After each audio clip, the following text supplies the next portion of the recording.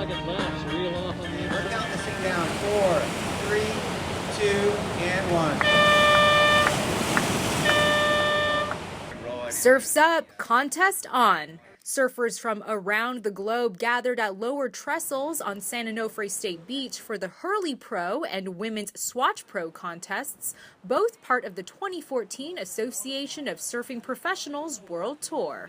We just finished surfing, so we came over here just to watch it. This is the first day of the waiting period. You've got overhead waves, glassy conditions, it's, world-class waves, and the girls get to get out there and surf it. And on day one of the competition, it was the ladies making a splash as they took on what's been called the most progressive wave in the world.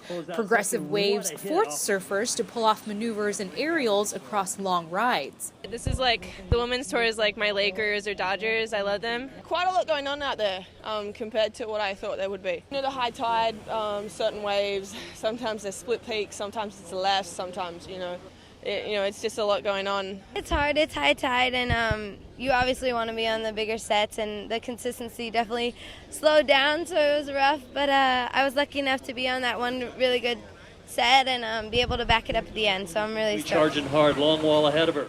It's just a really, really high-performance wave, and the women deserve a type of wave like that on tour, and this is it, and why not be with the men side by side?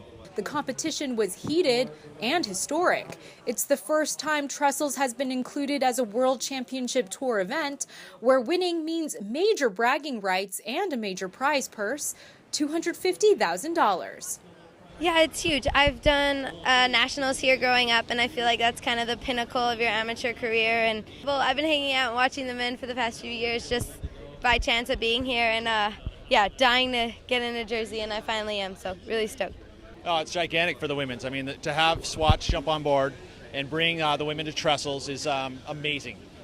They've deserved it for a long period of time now. I think the way the women's tour is going right now is excellent, and I think, the more everyone pushes it, the better it's just going to get. I don't think there's going to be ever one factor that makes it explode because there's too much to surfing.